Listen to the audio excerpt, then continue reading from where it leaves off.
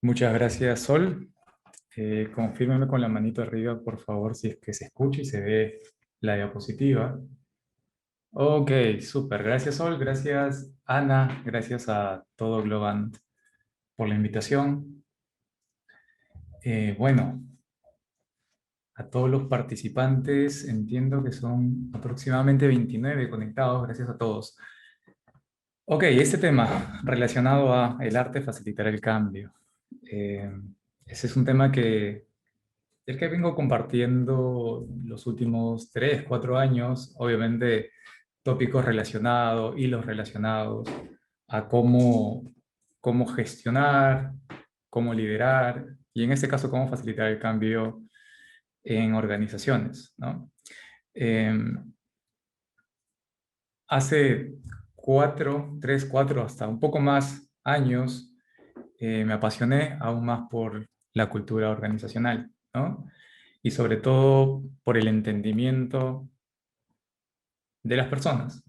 Eh, Entender, comprender a personas distintas, en culturas diferentes, pues se ha vuelto algo que constantemente hago, algo que me gusta mucho, porque puedo ver en distintos clientes culturas diferentes y por lo tanto abordajes también distintos de cara a facilitar cambios en distintos aspectos, cambios en la forma de trabajar, cambio, digamos, en el comportamiento de los líderes, cambio en la forma que valoramos el esfuerzo de las personas, de los equipos, en fin, una serie de cambios que están siempre presentes.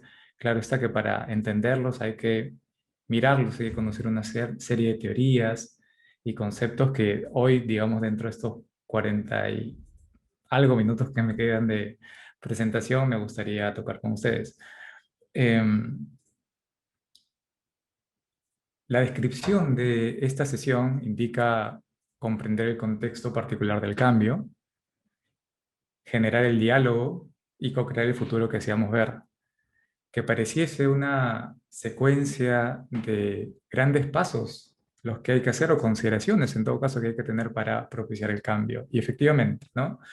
Hoy vengo a hablarles de la forma más agnóstica posible sobre principios. Creo que en algún momento nos hemos topado con tantos marcos de referencia que son buenísimos en distintos contextos. Y como un siguiente nivel creo que valoramos también lo que está por detrás de esas prácticas y marcos de referencia, que son principios y valores, ¿no? Entonces creería que hoy podría compartirles 4 principios que rescato de todo este gran universo de marcos de referencia para gestionar, para liderar cambios. Mi nombre, como ya me presentó Sol, y gracias por la línea de presentación, es Carlos Hidalgo. Podemos conversar, podemos dialogar, podemos compartir experiencias. Me pueden ubicar con Carlos Hidalgo LA. Hoy me presento como agente de cambio y como agente de cambio quisiera expresarles un poco lo que he podido obtener en los últimos años. Bien, todo al final se centra en 4 grandes principios. Para llegar a estos 4 principios, naturalmente, uno tiene que atravesar distintas experiencias, aplicar distintos enfoques para propiciar cambios, ¿no? ¿Qué enfoques existen o están detrás, digamos, de estos principios o de las distintas experiencias? Podría decirse que he tomado consideraciones de los 8 pasos de Kotter, algo de Atkar y más, tal vez un poco más de Agile, del enfoque ágil y Lean, y en consecuencia de la gestión del cambio con Lean Change, ¿no? O Lean Change Management en particular. Digamos que el compendio de todas estas teorías, enfoques y prácticas que se incorporan en estos modelos, pues han generado el que comparto hoy en día los 4 principios. Luego de hablarles de los 4 principios, también quisiera compartir un caso que es un poco más práctico, más enfocado justamente en la experimentación. Es relacionado, claro, a la gestión del cambio, ¿no? Al liderazgo, gestión del cambio. ¿Qué he podido descubrir en estos últimos años respecto al cambio? El cambio se puede enfocar o se puede llevar de distintas formas. Típicamente, en algunas décadas atrás o años atrás, el cambio más que todo se enfocaba en la urgencia, eh, el generar el sentido de urgencia a las personas, ¿no? Y de hecho la connotación que tiene la urgencia no siempre es positiva, esa connotación. Existen alternativas, de hecho, que hoy identifico y valoro mucho, como es crear el contexto del cambio en función a la causa y el propósito, ¿no? ¿Qué nos moviliza? En muchos casos, en distintos talleres puedo encontrar a alumnos que indican, a nosotros nos moviliza el dinero al final. El dinero es una consecuencia, pero detrás de, por lo menos en muchas empresas, lo que estamos buscando en función al enfoque que le podemos dar al cliente, al valor que le podemos dar al cliente, es que nuestros clientes puedan lograr sus objetivos. Lo que a veces está detrás de los productos que hacemos es ahorrarle los tiempos a las personas para que mejoren su calidad de vida, darle distintas facilidades. Muchas veces el propósito es más importante que solamente el resultado, que es la generación de dinero. Entonces, iniciar las conversaciones dándole minutos, dándole un espacio de tiempo de identificar qué está por detrás, digamos, de ese día a día que tenemos como empresa, como agentes de cambio, como equipo de desarrollo de productos digitales o no, pues es importante. Entonces, creo que alinear a las personas que son parte justamente del cambio, y cuando hablo de parte del cambio no son necesariamente quienes gestionan el cambio o lo lideran, sino quienes son afectados en el día a día por él. ¿Sí? Si quienes me están escuchando son líderes del cambio o están propiciando transformaciones en la organización, preguntémonos quiénes van a estar usando, digamos, o siendo parte de ese cambio en el día a día. Probablemente quienes trabajen en equipos, quienes gestionen los proyectos, quienes lideren iniciativas, quienes estén detrás, digamos, de los presupuestos, asignación de portafolios, etcétera, ¿no? Ellos son al final quienes, bajo este marco amplio de agilidad, sus prácticas, valores y principios son quienes conviven con esas prácticas, valores y principios de la agilidad. Entonces, involucrar a esas personas desde un inicio, de una forma efectiva, rescato mucho y lo valoro y por eso hoy se los comparto. Entonces, causa y propósito por sobre urgencia podría ser un primer principio a destacar, ¿no? Eh, ¿En qué momento se desarrolla, en qué momento se genera o se identifica esta causa y propósito naturalmente? Esta es una especie de secuencia, se da usualmente al inicio, cuando la organización tiene iniciativas de implementación ágil, o si es por primera vez que va a hacer esto, ya sea o aplicando una estrategia top-down, ¿sí? Esos primeros pasos deberían estar llevados de quienes lideran estos cambios, considerando que detrás de Agile, detrás de Scrum o detrás de una serie de prácticas o marcos existe una causa y propósito. Entonces, como punto número uno, sería ese el principio a destacar. Se tiene una orientación a la causa y el propósito, pero para justamente que se genere esa coherencia entre lo que deseo y lo que el colaborador espera también, se necesita un diálogo, ¿cierto? Entonces, definitivamente en este principio se valora más el diálogo significativo por sobre transmitir la información a las personas. Y transmitir la información se entiende como comunicar a las personas que ya se tomó una decisión. Entonces las personas se enganchan más, se motivan más, se conectan más con el propósito cuando son parte de este momento. Y se puede hacer de distintas formas. Como sabemos, existen mecanismos en Agile como Lean Coffee o World Café que nos permiten justamente hacer partícipe a las personas en estos primeros momentos donde se está construyendo justamente el cambio. Considérenlo como un segundo principio, utilicen la herramienta que más convenga en todo caso en el mismo, ¿no? ¿A quién va dirigido? Naturalmente, y esto creo que va a ser una constante en la explicación de los cuatro principios, a las personas que son afectadas por el mismo, ¿no? Carlos, ¿y esto usualmente tiene que ser alto nivel? ¿Tiene que bajar a un nivel intermedio? ¿Tiene que darse en toda la organización? Yo recomiendo que se dé en toda la organización, de darse la estrategia de arriba abajo, hacerlo de esa forma, pero también puede ser aplicado en equipos o organizaciones aún más pequeñas. Como sabemos, muchas de las estrategias de implementación, de transformación, se han dado inicialmente o partiendo, en todo caso, inicialmente por TI, ¿cierto? Y luego negocios se han ido sumando y bueno, distintas áreas o partes de la organización se han ido sumando a, a este movimiento, a este movimiento. Entonces, el diálogo, independientemente si es una decisión de arriba, pues se puede generar en distintas capas, en distintas capas. Conozco el propósito, la causa, la importancia del cambio, ¿cierto? Segundo paso, se ha generado el diálogo para justamente obtener feedback inicial, para obtener puntos de vista de distintos actores, porque fíjense que al hacer cambios a alto nivel, impactamos a distintos sectores de la organización, distintos procesos, distintas estructuras. Por lo tanto, eh, es importante que como tercer principio consideremos la co-creación. La co-creación es ese evento que nos permite de forma rápida, de forma certera, sin filtros, poder obtener ese punto de vista de quién va a verse afectado por el cambio que estamos proponiendo. Si quienes están al frente son coaches, son Scrum Masters, son líderes de transformación o consultores, pues hacia ellos va justamente este tercer principio, que es involucren a la gente, involucren a las personas. Carlos, somos una empresa de más de 2.000 personas. Bueno, utilicemos una muestra, sobre todo gente o personas que dentro de estos organismos influencian a otros. Entonces, esa es una muy buena estrategia y un principio importante a considerar porque a través de la voz de ellos vamos a poder justamente escuchar a la voz de aquellas personas con las que eh, estos influenciadores pues conviven, ¿no? Entonces, co-crear el cambio implica la definición, el punto de vista, el considerar distintas perspectivas en esta primera etapa, digamos, de creación del cambio.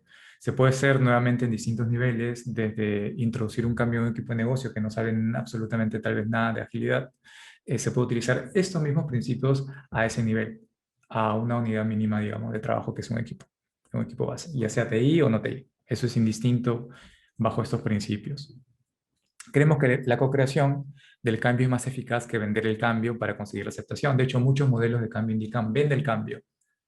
Es como cuando alguien nos llama tal vez por teléfono y nos indica, hey, tengo un nuevo plan, ¿no? Pero tal vez no necesitamos o tal vez no nos dejan hablar o decir que nuestras necesidades tal vez de comunicación no son esas y tal vez sean otras. Sin embargo, como está dándose la comunicación de una sola dirección, pues no vamos a tener la perspectiva del otro lado.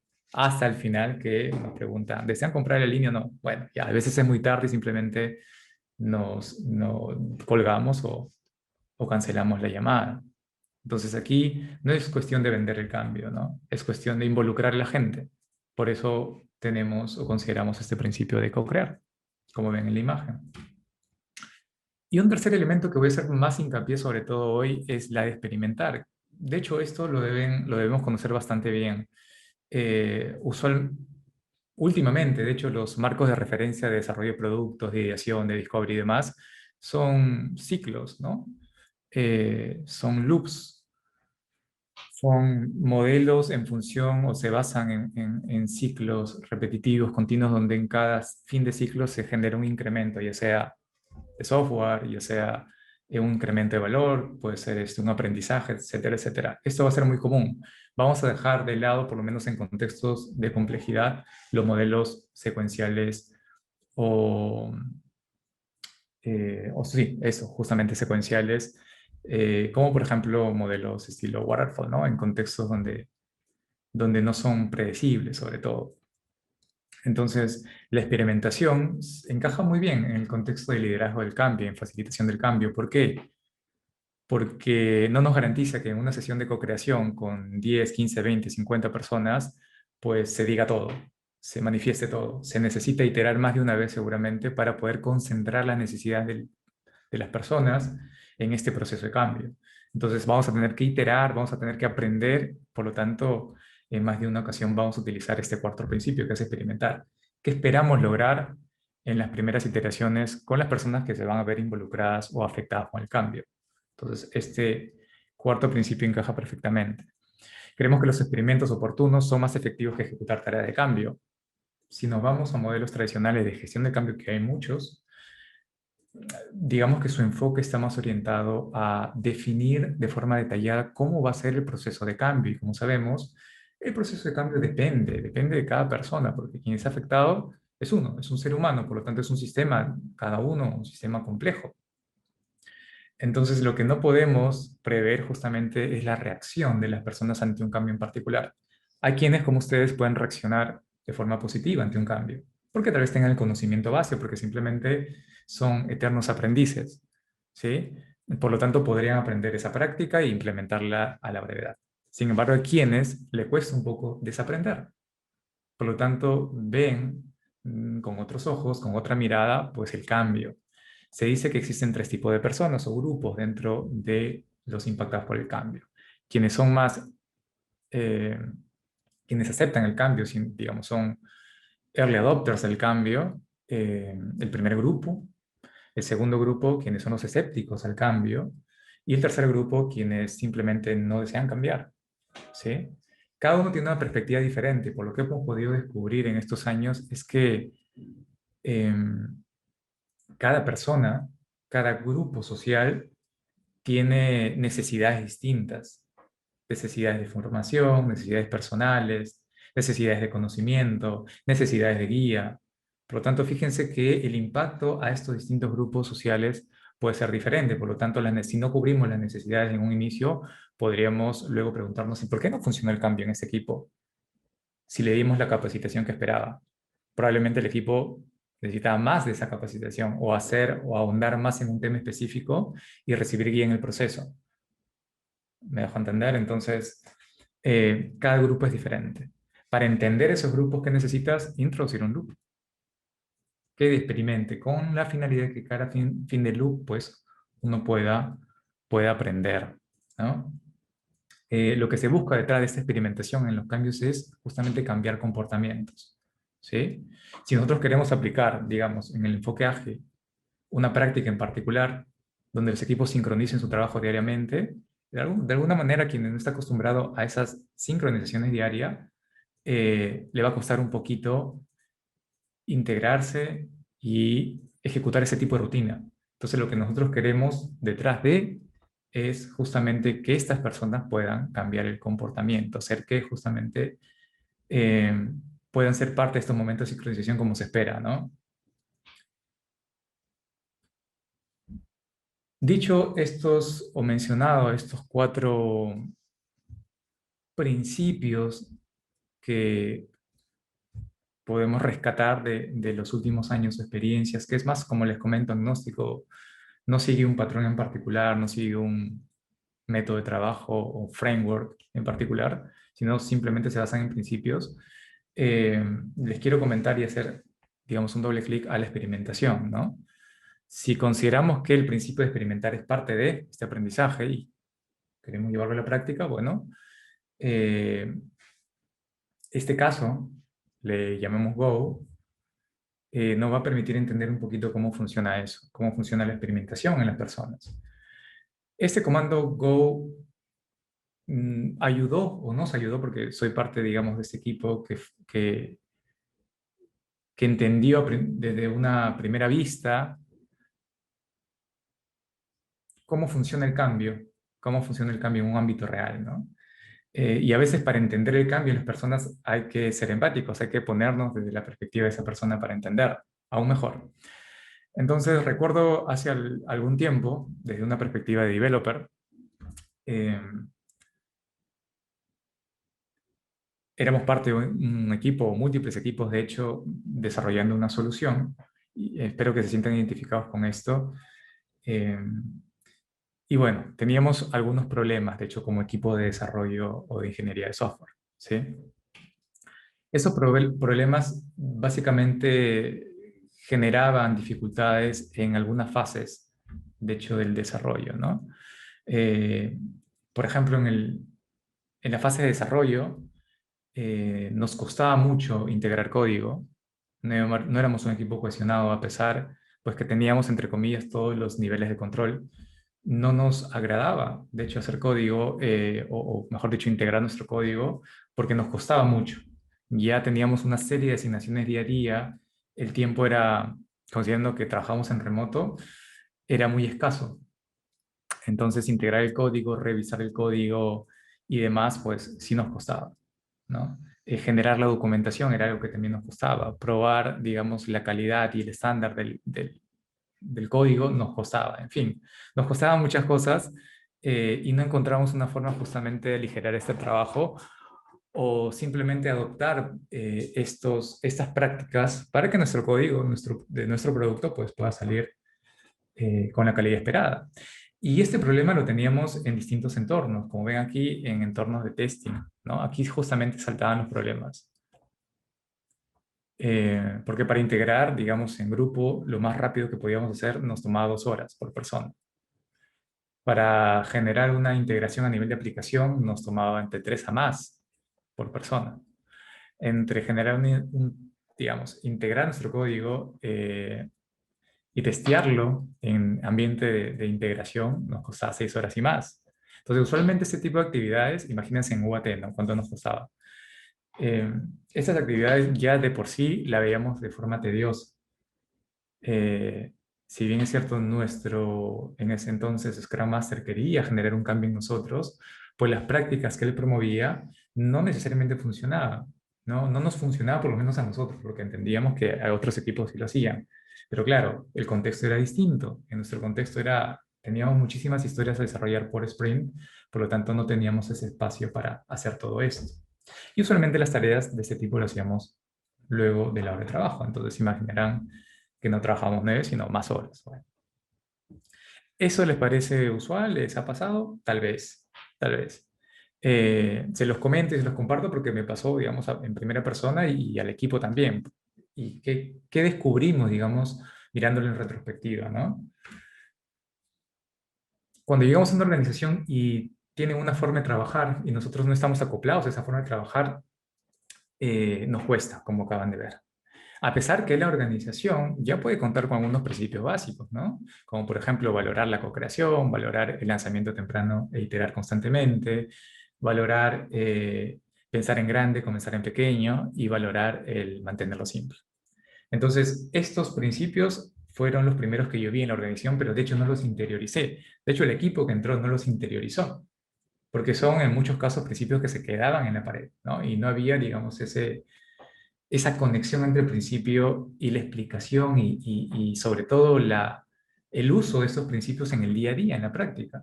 Entonces, fíjense que quien promovía estos principios, que era la organización, a través de sus líderes, Scrum Masters o Project Managers, pues no conectaban necesariamente con la acción, pero estaban ahí. Hubo en particular un principio que sí me llamó la atención, que es el último, que es mantenerlo súper simple. Mantenerlo súper simple, que es el principio KISS. ¿No? Como desarrollador, viendo los principios, reemplacen por un momento los principios ágiles, en este momento son principios de la organización, ¿cómo poder evidenciarlo en la práctica? Fue mi pregunta. ¿Cómo evidenciarlo como desarrollar en la práctica uno de estos principios? Entonces, empecemos. Para las personas escépticas, en ese caso como mi persona, como otras personas, nuevamente lo estoy viendo en retrospectiva, quería hechos, ¿no? ¿Cómo hacerlo súper simple en la práctica? Bueno, resulta que a primera instancia,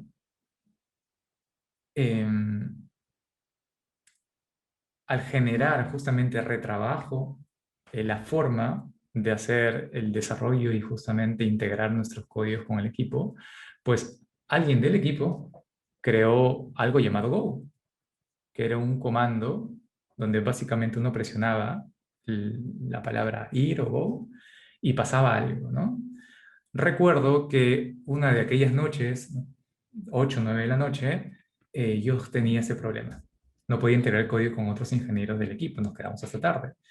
Una de las personas líderes técnicos de distintos equipos llegó y nos dijo, chicos, ¿tienen algún inconveniente? Bueno, sí, no podemos integrar de forma rápida nuestro código. Bueno, Y nos dijo, bueno, primero intégrenlo localmente.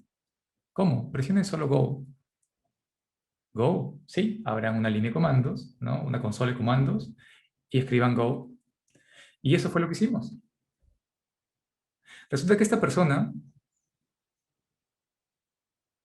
eh, había generado un script que permitía o nos ahorraba de alguna forma muchas horas de trabajo compilando, validando nuestro código, revisando nuestro código, generando o validando los test unitarios e integrando el código con, digamos, con el repositorio de código que teníamos centralizado, ¿no? Esta es una imagen, recuerdo, muy parecida a la consola que nosotros veíamos. Sin embargo, como escéptico, inicialmente dudé de la efectividad justamente de este comando. Luego me di cuenta que efectivamente el comando hacía todo ello. Entonces la persona se tomó el tiempo para hacernos, entre comillas, la vida más simple. Pero la pregunta en su momento que saltó a mi cabeza fue por qué no nos lo dijo de un inicio, ¿no? Que justamente esa decisión fue, fue dado a nuestro Scrum Master. De hecho, el Scrum Master esperó que nosotros tuviéramos esa dificultad que usualmente pasa en múltiples equipos y que luego encontráramos una segunda alternativa. Esa segunda alternativa era justamente este comando. Poder comparar el ahorro del tiempo, evitarnos dificultades, el, el generar código más leíble y sobre todo darnos justamente las pistas en caso uno de estos pasos no se ejecute correctamente, era lo que nosotros justamente nos generó esa motivación. Hubo una motivación directa por posteriormente a ese comando o usar ese comando constantemente post ese experimento que se hizo con nuestro equipo y los cuales nosotros fuimos de alguna forma partícipes, ¿no? O actores secundarios. Básicamente, muchos conocerán esta interfaz hacia eso, ¿no? Una vez que uno le daba Go, hacía una especie de test de desarrollo, luego pasaba una test de aplicación, un test de integración y así iba pasando paso a paso por distintos tipos de pruebas hasta llegar a un ambiente de UAT. Definitivamente, esa acción generó muchas cosas. Generó una serie de resultados positivos para uno como developer y también para el equipo, y un entusiasmo y emoción inicial. Por ejemplo, de invertir una hora haciendo un test interno por cada historia de usuario, digamos, al final del día, podíamos ahorrarnos a través del comando, de hacerlo en una hora, hacerlo en un minuto. Ahorrarnos una hora de test de aplicación, de una hora, hacerlo en un minuto. Era bastante rápido eh, ese programa. Entonces, para las personas escépticas, en ciertos casos como nosotros lo fuimos, pues definitivamente ese comando comenzó internamente a cambiar nuestro comportamiento. Porque antes de presionar Go, nosotros desde entonces comenzamos a hacer una validación interna de nuestro código, eh, cosa que antes de solamente lo hacíamos al final del día, ¿no? Con este comando podemos hacerlo en cualquier momento el despliegue y, bueno, nuestro código ir desplegándolo a ambientes de SATs y posteriores. Entonces, comenzó a cambiar definitivamente el comportamiento desde la simplicidad. Conectándolo con el mantenerlo simple, definitivamente este fue un experimento bastante interesante que en su momento fue aplicado por nuestro Scrum Master.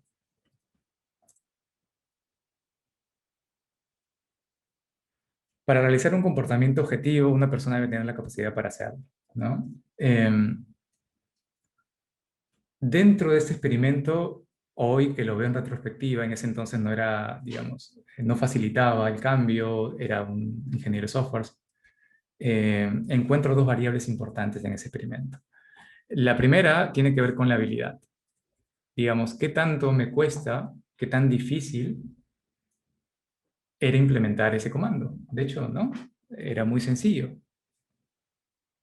Una primera variable de ese experimento para que justamente genere el hábito de antes de ejecutar el comando Go, revise mi código, revise la calidad, revise las pruebas unitarias y demás, cosa que antes no hacía. Bueno, cambiando el comportamiento a través de este experimento, pues identifico que la habilidad estaba ahí. No necesitaba hacer muchos pasos, simplemente presionar un Go para que todos esos pasos que hemos visto hace un momento en la imagen, pues se puedan ejecutar. Entonces no necesitaba una gran habilidad para lograrlo. Los experimentos, como conclusión, requieren, para que tengan una mayor tasa o probabilidad de éxito, que sean sencillos de implementar por quienes lo va a usar. Si queremos experimentar, por ejemplo, se me ocurre un ejemplo sencillo, en que nuestros colaboradores registren sus horas, ¿sí? En más de una ocasión he tenido la consulta de por qué los desarrolladores no registran sus horas. Y me doy cuenta que en muchos casos es porque para ingresar al registro de horas tienes que pasar por muchas capas o muchas aplicaciones. Entonces no estamos cumpliendo con este, digamos, esta variable, ¿no? Que es la habilidad. Estamos haciendo la vida un poco más difícil. Nuevamente, para que los equipos, digamos, fluyan con la documentación de una historia de usuario, por ejemplo, darle formatos muy pesados de muchas hojas que al final solamente lo revisa una persona y no se usa más, pues estamos generando que, bueno, esta variable habilidad no cumpla con el criterio de ser sencillo. Entonces necesitamos que los experimentos sean sencillos de implementar, de ejecutar sobre todo, como en su momento lo fue este experimento Go. Y segunda variable importante que hay que considerar al momento de experimentar con las personas para cambiar justamente sus hábitos, sus viejos hábitos, es la motivación. En este caso, en el ejemplo de Go, efectivamente nos motivaba por distintas razones, ¿no? Nos sentíamos parte de un equipo porque veíamos la fluidez de nuestro trabajo justamente a través de Bambú. Acabo de subir el código, veo que está pasando por distintos niveles hasta llegar a un ambiente productivo. Y también estoy viendo el trabajo de otros, ¿no? En este caso de Giancarlo. Entonces, ¿me sentía parte del equipo? Sí, me sentía parte del equipo porque podíamos ver nuestro trabajo que estaba llegando a ambientes que justamente podían ser usados por o probados por los usuarios. Me sentía parte también importante porque, bueno, como les comentaba, verlo en live, ¿no? Verlo en live con el cliente. Verlo en live con el cliente y saber, bueno, que nuestro trabajo de un día, de 2 días, de una semana, pues estaba siendo usado. Además de esas motivaciones de cara al cliente y cómo nos sentíamos, había una motivación por usar este pequeño comando, este pequeño experimento, porque definitivamente eh, nos permitía darnos cuenta que digamos, del nivel de calidad con la que sacábamos el software. Cosa que antes pues lo dejamos a Dios, ¿no? Lo dejamos a la fe, por así decirlo, hasta que algo simplemente hasta que un issue se levante o hasta que un problema surja, digamos, en un ambiente posterior. Entonces, estos malos hábitos suelen ocurrir. De hecho, hoy que estoy con múltiples equipos en forma simultánea, lo veo también, ¿no? Por eso propongo distintas alternativas para hacerle o hacer que ellos tengan, digamos, hacerle la vida más fácil, que ellos se concentren en el desarrollo de historias de usuario y que por detrás existe un mecanismo que permita validar y, en fin, hacerle la vida un poco más sencilla a ellos, ¿no? Las integraciones manuales y cosas que antes se hacían, pues es muy difícil mantenerlo, es poco sostenible. Por eso alternativas como esta, en este escenario, bueno, valen la pena. Comencé a conectar keys con otros principios, ¿no? Ahora que ya no tenía ese impedimento o problemas rutinarios, pues podría decirse que comencé a pensar en más el usuario porque tenía feedback directo de él cuando el código que había desarrollado llegaba a un ambiente de pruebas. Fíjese cómo un principio habilitó a los otros. Pude lanzar o pudimos lanzar, de hecho, nuestro software, nuestras actualizaciones, las historias y demás, eh, más temprano, ¿no? Iterar más temprano, obtener feedback más temprano. En fin, como en función a un principio que es mantenerlo simple, pudimos conectar con otros principios de la organización. Esto de las variables y las consideraciones, en todo caso, del cambio de comportamiento, no solamente es una idea que surgió con el comando Go. De hecho, es una teoría, es un modelo que está en Internet, que es el modelo de cambio de comportamiento de BJ Fogg, ¿no? Que se aplica mucho al marketing digital, al marketing de consumo. Entonces, básicamente lo que encontramos nosotros en Internet, sobre todo que consumimos constantemente, cumplen con estas dos variables, ¿no? ¿Usar WhatsApp es difícil? No, la habilidad que necesito es baja para usar WhatsApp. Es escribir y presionar el botoncito enviar. Entonces la habilidad sigue siendo baja. ¿Se cumple la condición? Sí. Por eso usamos WhatsApp muchas veces al día. Facebook, Twitter, Instagram. Mantienen esta variable. Y segundo, ¿nos motiva? Sí, seguramente cada aplicación tiene un motivador en particular. No, no es el mismo para todos. WhatsApp, comunicarnos. Facebook, conectarnos con las personas. Twitter, pues ver las últimas tendencias, o en todo caso lo que está pasando en el mundo ahora. Entonces las motivaciones usualmente están o deberían estar para lograr que el consumidor del comportamiento, el consumidor del producto, etcétera, pues pueda justamente aplicarlo. Cuando, como resumen, considerar eh, este modelo de cambio de comportamiento en la experimentación de cambios, pues aquí, ¿no? Eh, como por ejemplo el caso de Go, se da o genera el cambio de comportamiento en mejorar las pruebas, mejorar la calidad y etcétera, porque era fácil de implementar o fácil de ejecutar en este caso. No fue fácil de implementar, me imagino que fue un poco más difícil. Y segundo, era motivante para el equipo. O sea, la motivación es alta y es fácil de hacer. Cuando se cumplen estas dos condiciones, en este modelo se le dice que se genere un trigger, ¿no? Un disparador. En conclusión, chicos, si vamos a experimentar, justamente, considerando los principios que hemos visto al inicio, úsenlos, utilicen el marco que más se adapte o más use seguramente esos principios. El marco, por lo que yo he visto, que se adapta más a aquello que he comentado es Lean Change, ¿vale? Lean Change Management. Eh, y estos modelos, digamos, este modelo de cambio de comportamiento usualmente se conecta más de los 4 principios que hemos visto al inicio con el principio de experimentación. Si van a experimentar con equipos, si van a introducir prácticas nuevas al equipo, si es un cambio para el equipo, pues consideren que esa práctica sea sencilla de hacer. No empiecen con lo difícil. Si van, digamos, a aplicar Scrum por primera vez, empiecen con lo más básico de Scrum y vayan creciendo conforme el equipo vaya madurando. Lo mismo con un equipo de negocio. ¿Qué significa esto? Digamos, en la práctica, no usen assessment complicados, por ejemplo, para medir la madurez. No es necesario al inicio. Cuando ya estemos trabajando con múltiples equipos que tengan experiencia y ya tengan, digamos, muchos PIs implementados, ok, correcto, valídenlo seguramente con métricas duras o en todo caso métricas cualitativas, cuantitativas y utilicen esos assessment o radares un poquito más complejos. Pero al inicio no lo hagan. O sea, mi recomendación es que empecemos con lo más básico para que vaya entendiendo la persona y poco a poco vaya interiorizando qué hay detrás de esa práctica.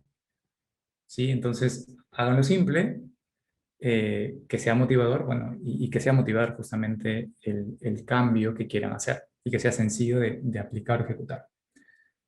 Ese es el aterrizaje de los 4 principios y en particular este caso, que claro, está viendo la retrospectiva, tiene mucho sentido. Fue un buen experimento, nos ayudó a entender cómo el cambio funciona a veces en personas, a pesar que nos dan el apoyo, a pesar que nos dan prácticamente todos los recursos, a veces simplemente el hábito no lo tenemos. Entonces necesitamos este tipo de experimentos para entenderlo mejor, ¿no? Eh, y felizmente en el caso que les acabo de comentar, se cumplió estas 2 condiciones y conectó y cambió justamente el hábito que teníamos todo ese equipo, ¿no? Bueno, este es un breve resumen de esto que es el arte de facilitar el cambio. Espero que les haya agradado estos minutos de compartir y si tuviesen alguna consulta, bueno, bienvenida. Sí, Carlos, de hecho tenemos algunas preguntas. Si quieres te las voy comentando Te y pues... escucho bajito, Sol, disculpa. ¿Ahí me escuchas mejor? Ahora sí, sí. Perfecto, perdóname. Te decía que tenemos algunas preguntas, te las voy comentando para que las vayamos respondiendo. Una de las primeras preguntas que nos hicieron justo casi al inicio de que comenzabas a hablar es Ujú. si nos puedes compartir los autores que mencionaste al inicio, que tomaste como referencia para la presentación. Por supuesto. Cotter, de hecho, es el apellido del autor de Living the Change, ¿sí? Eh, John Kotter es uno de ellos. Jason Little es el creador de Lean Change Management. ¿Ok? Jason Little. Y de ADKAR, bueno, es ProSci, es la empresa, de hecho, que crea este marco de referencia para gestión del cambio, ¿no? Es un modelo de gestión del cambio individual, que no se puede aplicar también a organizaciones. ADKAR, A-D-K-A-R, déjenme compartirlos por aquí. A ver, aquí se lo escribo a la derecha. ADKAR, John Kotter y Jason Little. Ahí está. Los tres autores de la referencia de modelo de gestión del cambio que mencioné, que usé, de hecho, para esta presentación. Perfecto, muchas gracias, Carlos. La otra pregunta es, ¿qué herramientas utilizas para realizar un diálogo efectivo? Muy buena pregunta. La que recomiendo para justamente estas sesiones de co-creación y diálogo, ¿sí? Es la famosa herramienta de Lean Coffee. ¿Ok? Una de las cosas más buenas, las mejores cosas de hecho de Lean Coffee, de esta herramienta, es que la agenda de la sesión, que obviamente tiene un tópico en particular, digamos, vamos a hablar de transformación en global, listo. Pero la gente que va a verse impactada por esa transformación es quien se crea la agenda inicial. Esa es, digamos, la característica principal, ¿no? Y que también que la sesión no demora más de una hora, hora y media, y es muy efectiva, y se tocan los tópicos que la gente realmente quiere tocar, más que un seteo de agenda en particular, predefinido. Entonces, esto sí genera la conversación justamente con aquellos tópicos que la gente, para ellos es importante tocar. Entonces, revisen esa herramienta Lean Coffee y utilícenlo en las sesiones de diálogo y co-creación del cambio. De acuerdo. La siguiente pregunta. Es muy interesante la postura de analizar al individuo para el cambio. Sin embargo, veo complejo en grandes organizaciones llegar a este nivel de detalle. No sé si nos quieras compartir tu punto de vista. Por supuesto. Resulta, chicos, que en ese sentido, eh, o en todo caso por mi experiencia, si voy a hablar en primera persona, eh, la disponibilidad, el tiempo en todo caso, no se da abasto. Digamos que no existe un equipo de liderazgo del cambio. Entonces, si no existe un equipo de liderazgo del cambio, si no existen agentes de cambio que realmente tengan un buffer, un espacio de tiempo para hacer ese tipo de análisis, para identificar quiénes son las personas que son los early adopters del cambio y podrían difundirlo más y llegar a otras partes de la organización para masificar el cambio, para masificar el movimiento, pues es difícil, ¿no? Que suele encontrar, por lo menos en mi experiencia, es una persona asignada a 3 proyectos, un Scrum Master asignado a 5 proyectos. Qué difícil, digamos, tomarnos un poquito de ese tiempo para también mapear a aquellas personas que podrían ayudarnos a adoptar el cambio aún más rápido, porque sencillamente la demanda, digamos, supera la capacidad. Entonces, ese es uno de los problemas que identifico, ¿no? Segundo, no se empodera, de hecho, a las personas para hacer ese trabajo. ¿Cómo hacer el cambio si no tenemos el tiempo para, ¿no? Me parece un poco contradictorio, de hecho, eso. Entonces, en todo caso, ¿qué se recomienda? Que existe una asignación donde parte de los objetivos esté acompañar al equipo, pero también, digamos, equipos específicos, pero también ir gestionando como una especie de comunidad en particular de agentes de cambio que gestione el cambio, que gestione los pasos que se va a dar en la transformación y que pueda ir revisando de forma iterativa y incrementar los resultados que vamos obteniendo. O sea, ese trabajo que les hemos comentado de experimentar está orientado a lograr resultados de forma iterativa, como si se construyera software, pero en este caso con cambios de comportamiento, satisfacción de los empleados, resultados en los equipos, etcétera, ¿no? Entonces, espero, bueno, poder responder a su pregunta. Muchas gracias. Los siguientes nos comentan si vamos a subir la sesión. Sí, les mandamos la liga donde la pueden encontrar. No se preocupen. Y la última pregunta que tenemos es con respecto a, te piden más bien como un consejo. Dice, tenemos un gran proyecto de cambiar el ERP de nuestra organización. Si nos pudieras dar un consejo desde tu experiencia para el cambio, ¿cuál sería? Es uno de los casos más, digamos, más empleados dentro de la gestión del cambio tradicional. Porque los RPs, al ser de la magnitud que son, impactan sistémicamente en una organización, ¿no? A quienes trabajan en recursos humanos de una forma, tal vez en Excel, ahora van a utilizar una herramienta, en fin, en la operación, etcétera. Entonces, los principios no cambian. Los 4 principios de arriba no cambian. Creería que los 3, sobre todo los primeros, impactan directamente o pueden utilizarse en el abordaje de CRP. Identificar a las personas impactadas, generar el diálogo con ellos. ¿Qué tanto cambiaría el uso de CRP en tu día a día? Ese diálogo abierto, ese diálogo con intención, creía que sería uno de los primeros pasos para abordar los problemas que existen, pero que tal vez no están siendo manifestados. Entonces, si, digamos, obviamos este, entre comillas, primer paso, probablemente en etapas tardías ya de implementación podríamos tener resistencia al uso, ¿sí? Ya el RP implementado, pero resistencia al uso. Entonces, identifiquemos qué moviliza a las personas, qué los motiva en el uso de esta aplicación.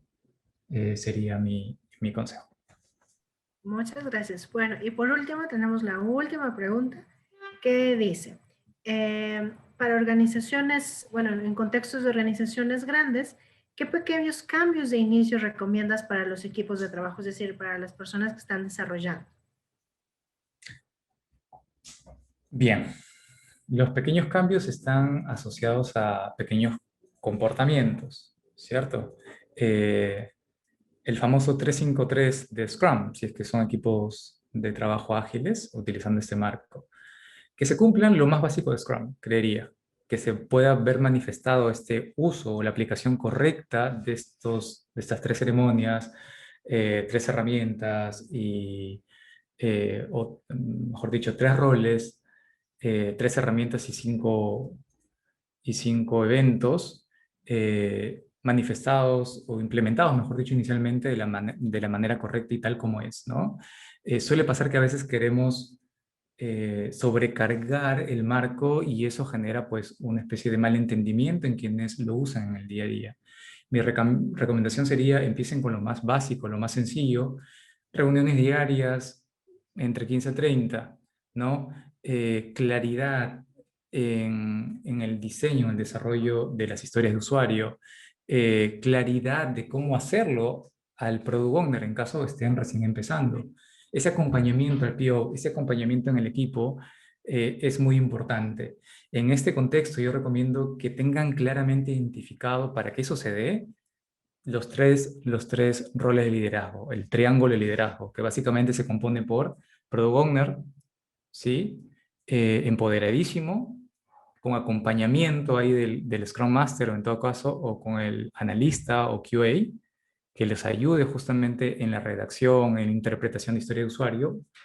Abajo, eh, como segundo elemento del triángulo, el líder técnico. Empoderar a una persona que entienda los lineamientos de la organización de cara técnicamente hablando, ¿sí? Y que sea justamente aquel líder que transmita ese mensaje a los equipos. Las prácticas ágiles que se usan justamente en equipo de ingeniería va a tener que ser o tendría que ser pues también difundido por él directamente. Porque de alguna forma, entre comillas, vendría a ser o podría ser una autoridad para el equipo, considerando su experiencia y demás, ¿no? Y expertise. Y finalmente, el otro elemento del triángulo es el Scrum Master.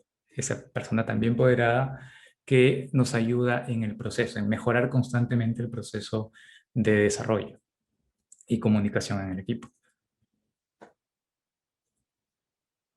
Totalmente de acuerdo contigo, Carlos. Bueno, no hay más preguntas. No sé si tú quieres hablar con algo, si no, les agradecemos a todos su participación y vamos cerrando el minuto. Nuevamente, gracias por la invitación. A ustedes, chicos, gracias por la participación y, bueno, atentos ante ante nuevas noticias. Cuídense mucho y que la agilidad los acompañe. Muchísimas gracias, Carlos. Muchísimas gracias a todas las personas que nos acompañaron. La comunidad de Global y de Dynamic Balls, les damos las gracias por haberse unido a este miro. Carlos, muchísimas gracias por compartir tu conocimiento. Que sí, que la agilidad nos acompañe. Muchas gracias a todos.